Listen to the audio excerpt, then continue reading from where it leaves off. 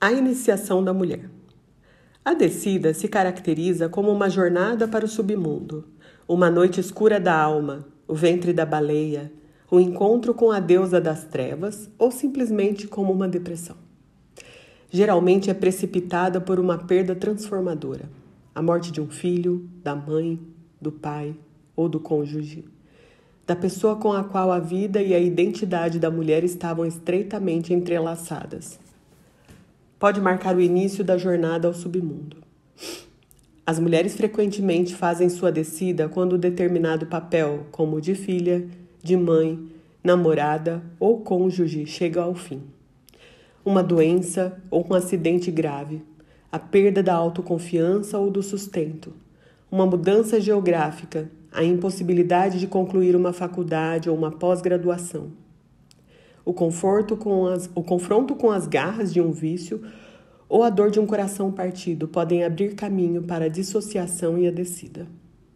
Essa jornada ao submundo é repleta de confusão e tristeza, alienação e desilusão, raiva e desespero. A mulher pode se sentir nua e exposta, seca e frágil, ou em carne viva e virada pelo avesso. Foi assim que me senti enquanto lutava contra minha displasia cervical avançada, durante a dissolução do meu casamento e quando perdi a confiança em mim mesma como artista. Todas as vezes que tive que enfrentar verdades sobre mim e sobre meu mundo que desejava não ver. E todas as vezes que fui castigada e purificada pelos fogos da transformação. No submundo não existe a percepção do tempo. O tempo é infinito e você não pode apressar sua estadia. Não há manhã, dia nem noite. É um local densamente escuro e impiedoso. Uma escuridão onipresente, úmida, fria e arrepiante. Não há respostas fáceis no submundo. Não há uma saída rápida. O silêncio se instala quando o pranto cessa. A pessoa está nua e caminha sobre os ossos dos mortos. Aos olhos do mundo exterior, a mulher que começou sua descida está preocupada, triste e inacessível. Suas lágrimas muitas vezes não têm nome, mas estão sempre presentes, quer ela chore ou não. Ela não pode ser consolada, ela se sente abandonada.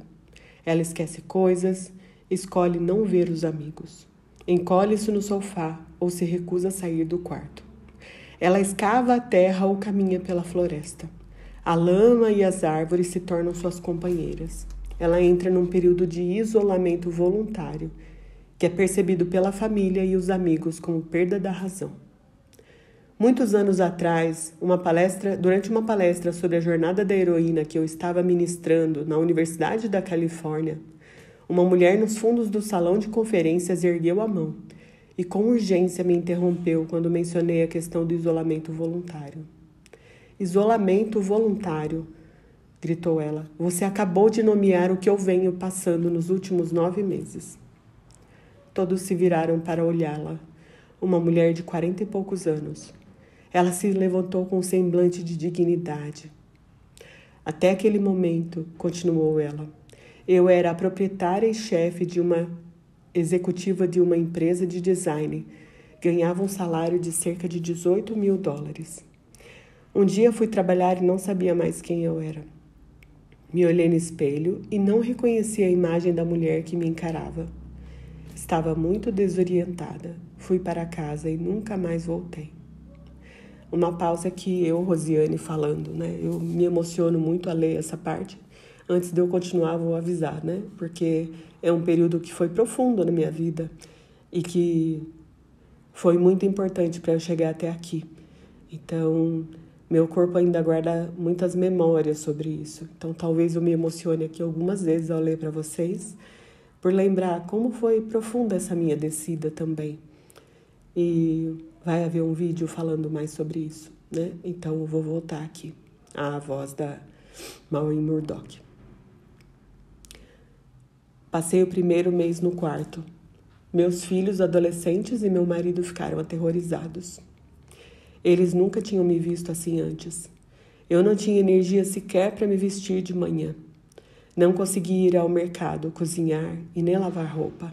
Entrei no período disso que você chamou de isolamento voluntário. Muitas mulheres assentiram com a cabeça em reconhecimento ao que ela estava contando. A mulher prosseguiu. Agora eu cuido do jardim. Nunca havia feito jardinagem antes na minha vida, mas agora é a única coisa que eu consigo fazer. Eu amo a terra. Minha família está preocupada comigo. Elas querem que eu vá a um psiquiatra, que volte a trabalhar, que sorria novamente. Sentem falta da minha renda. Acham que estou louca, mas não dou ouvido ao que eles dizem. Estou procurando o meu caminho de volta a mim mesma, na terra, toda vez que arremexo. Ela acabara de contar uma verdade que toda mulher que já tenha realizado a descida sabe. As mulheres encontram seu caminho de volta para si mesmas, não se movendo para a luz ao alto, para fora como os homens, mas descendo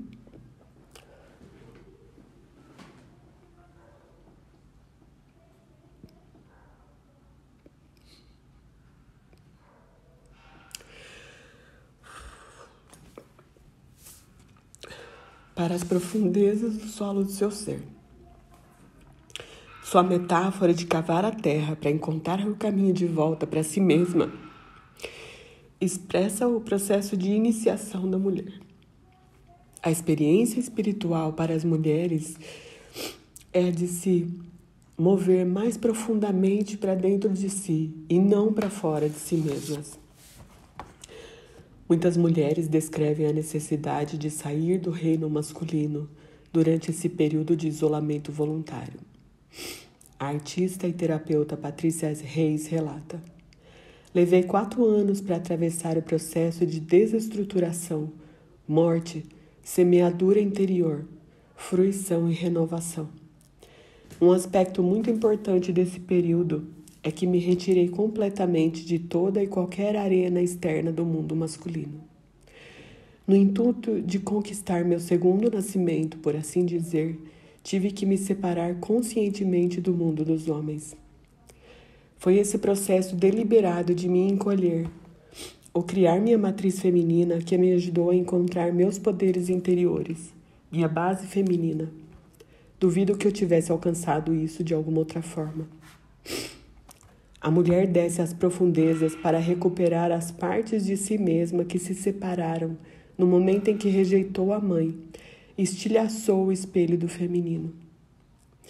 Para fazer essa jornada, ela deixa de lado seu fascínio pelo intelecto e pelos jogos relacionados à sua mente cultural e se familiariza, talvez pela primeira vez, com seu corpo, suas emoções, sua sexualidade, sua intuição, suas imagens, seus valores e sua mente. E é isso que ela encontra nas profundezas.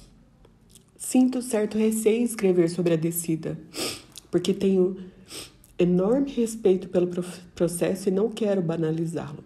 Trata-se de uma jornada sagrada.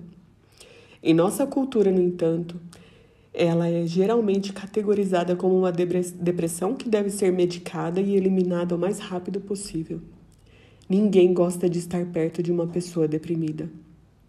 Porém, se escolhêssemos honrar a descida como uma jornada sagrada e como um aspecto necessário na busca pelo autoconhecimento em sua plenitude, menos mulheres se perderiam no caminho da depressão, do álcool, das relações abusivas e das drogas. Elas poderiam experimentar seus sentimentos sem vergonha, revelar sua dor sem apatia. Quando uma mulher faz a descida, ela pode se sentir desnuda, fragmentada ou devorada pela fúria.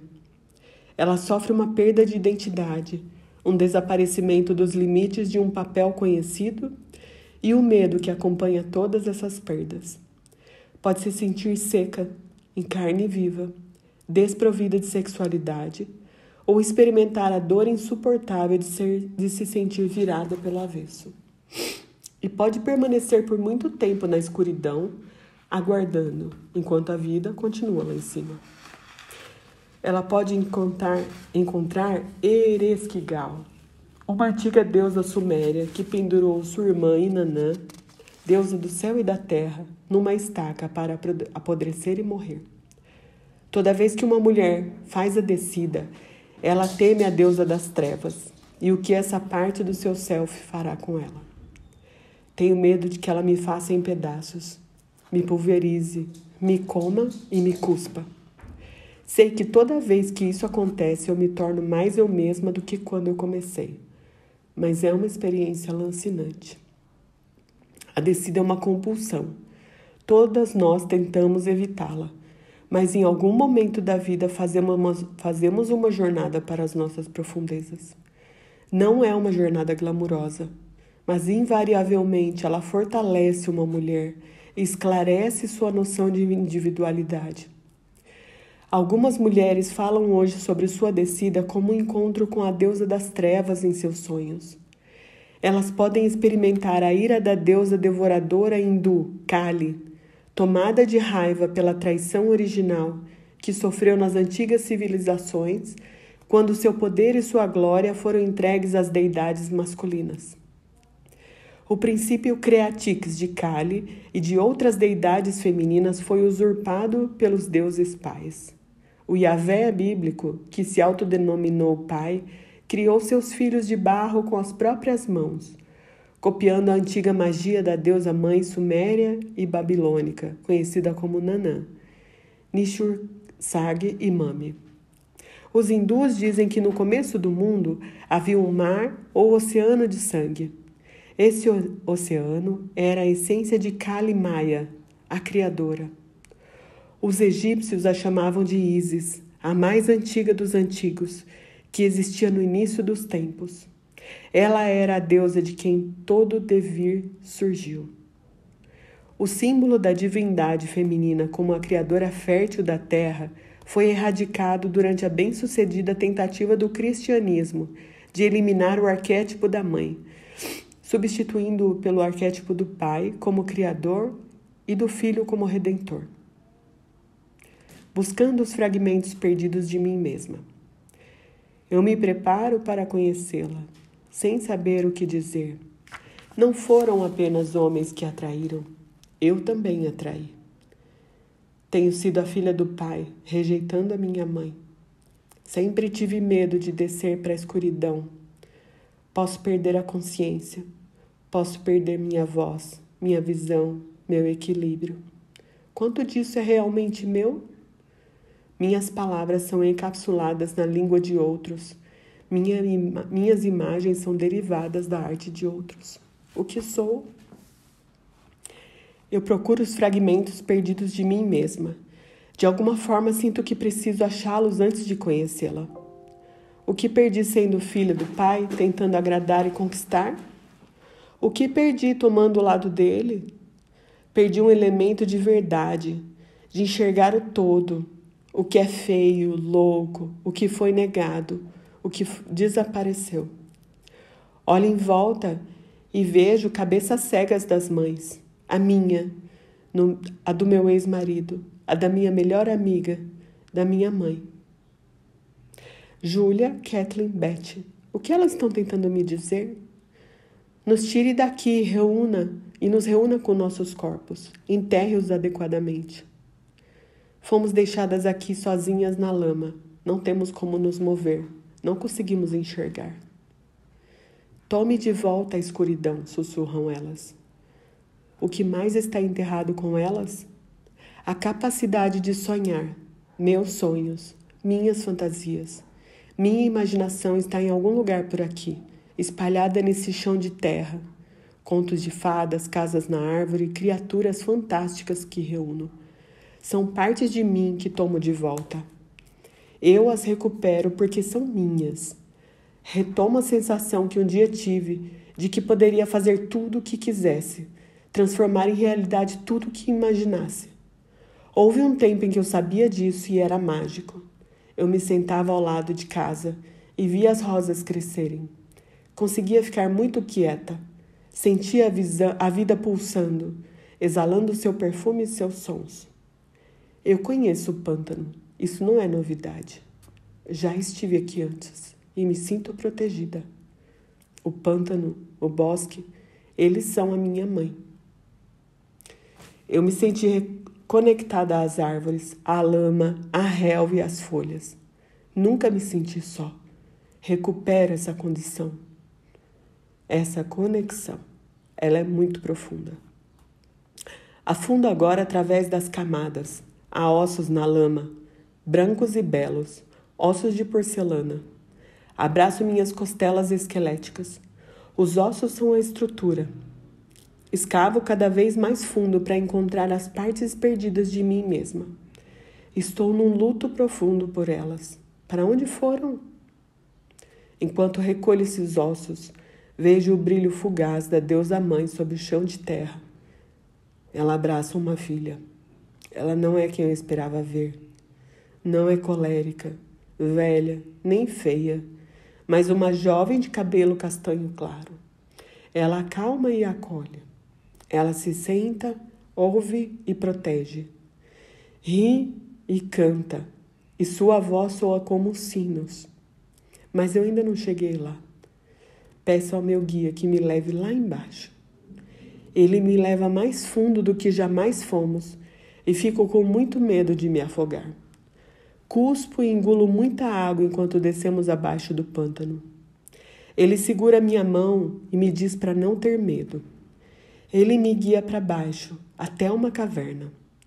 Lá vejo algo enorme que parece uma baleia cercada por andaimes e construídos por pequenos homens liliputianos.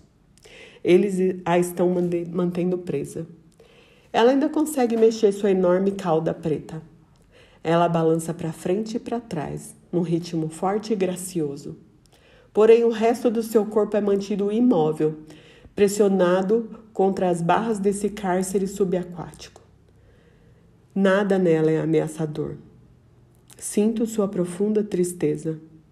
Ele me aproxima dela e eu estou aterrorizada com seu poder. Você pode me ajudar? Diz ela. Eu recuo de um salto. Não posso. É claro que pode, afirma ela num estrondo.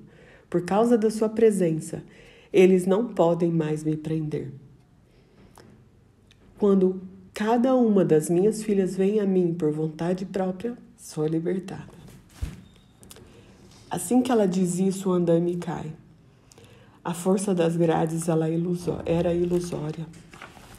Ela ergue as costas e sua poderosa cauda produz uma onda que se espalha pelo fundo do mar. Ela nada e nós nadamos com ela.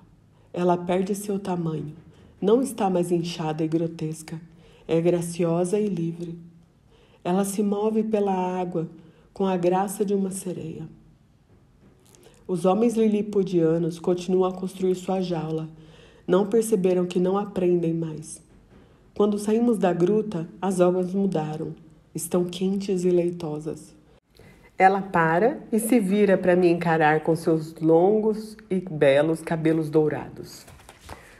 Quando minhas filhas vêm até mim, não apenas são curadas, mas me libertam do cativeiro, afirma. Ela é Afrodite Mari, com uma cauda de peixe, a mãe do mar. Ela é o grande peixe que deu à luz aos deuses. Ela já não me assusta. Como a maioria das mulheres, essa mulher das profundezas só é assustadora quando sua energia é acorrentada, contida e proibida de se expressar. Quando ela pode se mover livremente, todas as criaturas da terra e do mar vêm até ela. Nós nos revigoramos e nos renovamos em sua presença. Mulheres e homens também precisam se lembrar de como encontrá-la. Mistérios de mãe e filha. A perda da filha para a mãe e da mãe para a filha é a tragédia feminina essencial. Adrienne Rich, de Mulher Nascidos. Sempre fui muito tocada pelo mito de Deméter, Perséfone e Hécate. Ele me comoveu quando eu era uma jovem mulher, ansiando por amor, quando me tornei uma mãe ferozmente protetora, e me comove hoje, como uma mulher na meia-idade, adentrando os anos de sabedoria. Da obra The Woman's Encyclopedia of Myths and Secrets, de Barbara Walker, aprendemos sobre Deméter. Do grego, Méter significa mãe.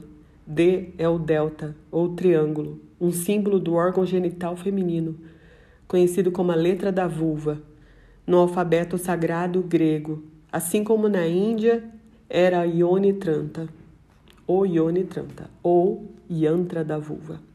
Assim, Deméter era o que a Ásia chamava de a porta para o feminino misterioso, a raiz da qual o céu e a terra brotaram.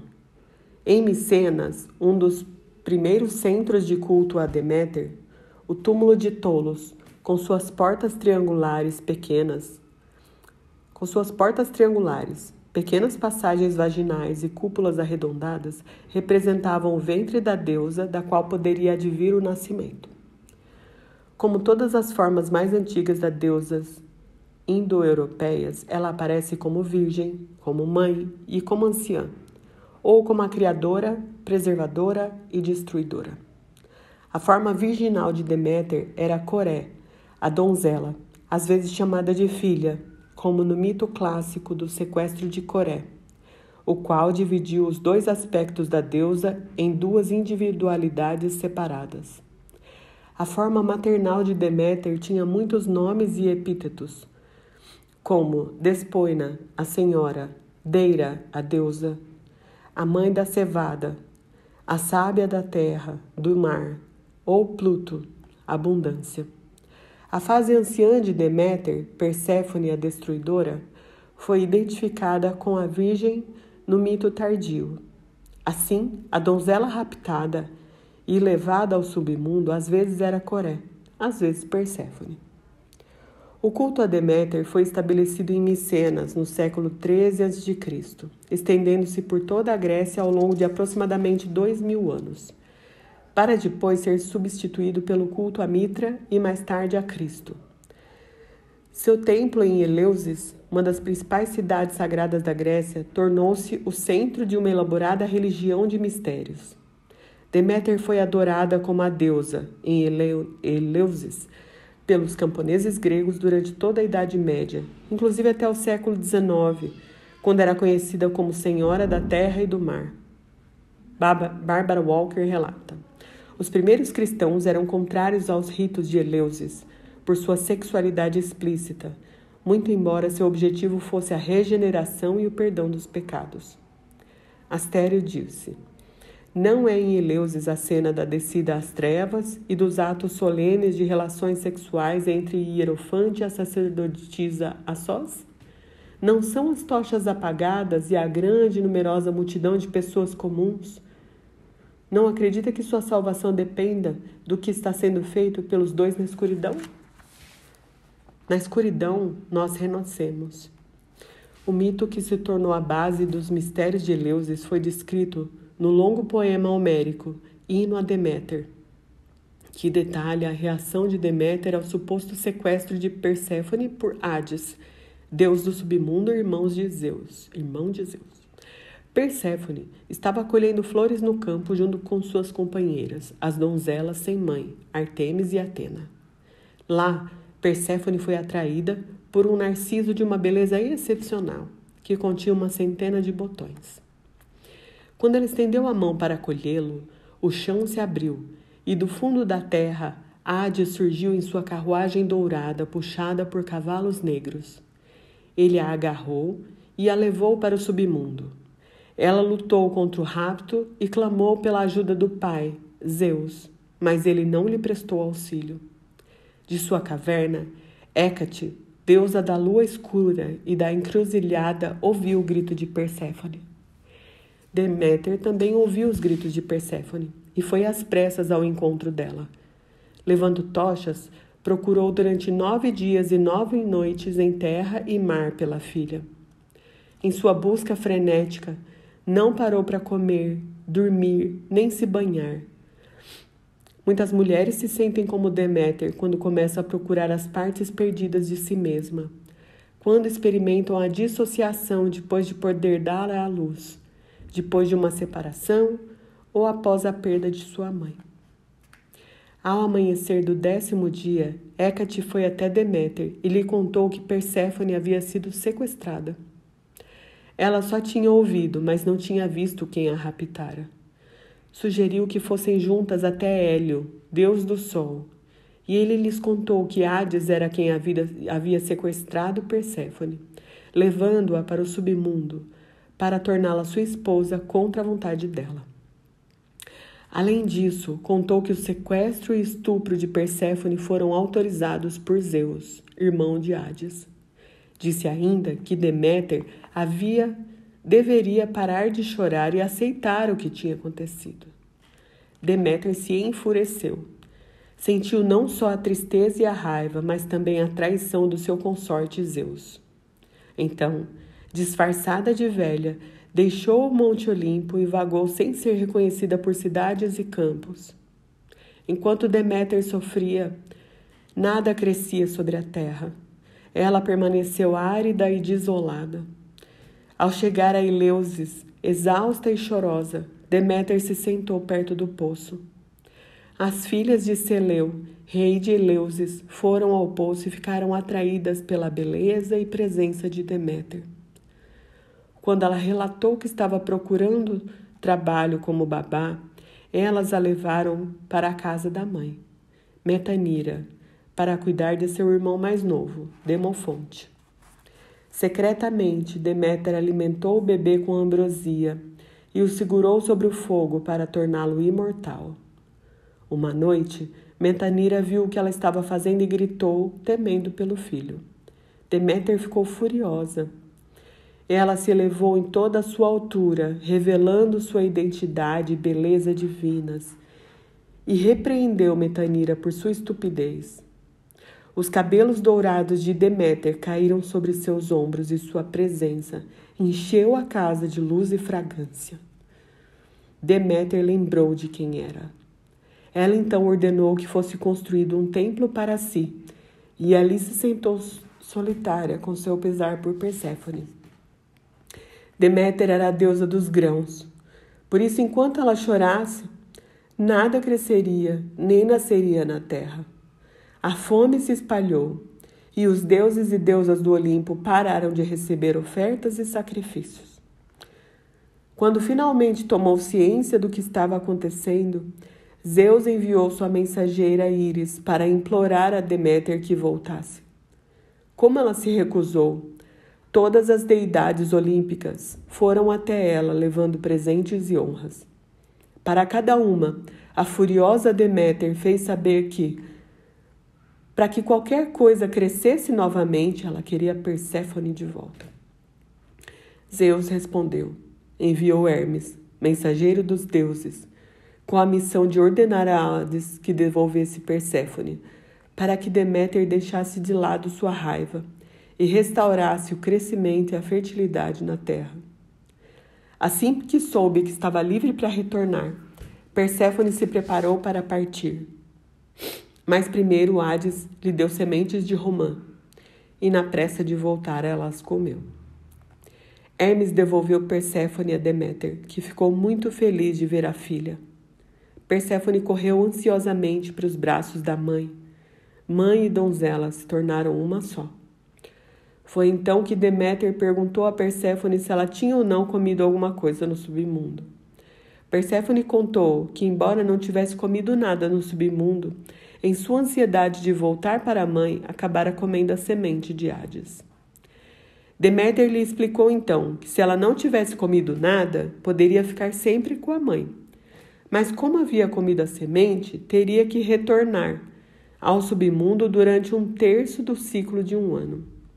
Ao longo desse período, o mundo ficaria em pousio. No restante do ano, ela poderia ficar com Deméter e a terra daria frutos. Depois que mãe e filha se reuniram, Hécate voltou e beijou Perséfone muitas vezes, e a partir daquele dia tornou-se sua amiga rainha. A primavera irrompeu, e Deméter restaurou a fertilidade e o crescimento na terra. Nesse mito vemos os 3 aspectos do feminino que se separam e se reencontram. A virgem, donzela, Perséfone, a grande mãe, Deméter e a anciã Hécate. Perséfone é arrancada por Hades da inocência e inconsciência, da vida cotidiana para uma consciência mais profunda de si mesma. Ela é iniciada nos mistérios sexuais e se entrega a ele, tornando sua consorte. Ela perde sua pureza, sua virgindade, sua unicidade em si mesma, a qual Esther Harding chama de a essência da virgindade. Ela se torna rainha do submundo. Ellen Luke observa: o momento de ruptura para uma mulher é sempre simbolicamente um estupro, uma necessidade, algo que se apodera com uma força dominadora e não permite resistência. Perséfone é afastada de si mesma como filha de sua mãe e penetra nas profundezas da própria alma. Essa deve ser uma experiência universal para a mulher. Perder uma antiga imagem de si mesma, sentir-se perdida, confusa e nas profundezas da depressão, apenas para descobrir que nessas profundezas reside uma nova imagem de si. O colapso se torna uma revelação. Segundo Christine Downing, a Perséfone dos ritos eleusinos, a Perséfone que é a consorte de Hades, nos permite confrontar os momentos mais formidáveis de nossas vidas como parte integrante deles, como oportunidades para uma visão profunda. Encontrando o seu novo senso de identidade, Perséfone não tem a intenção de voltar ao status quo, voltando à identificação com a mãe. Assim, ela engole a semente da romã e assimila a experiência das profundezas. Ela comeu o alimento do Hades, levou a semente da escuridão para dentro de si mesma e agora pode dar à luz a sua nova personalidade. O mesmo vale para sua mãe. Perséfone se torna ela mesma uma mãe, que por sua vez tem uma filha, que morre para ela e depois renasce. Toda mãe contém a filha em si mesma, e toda filha a mãe.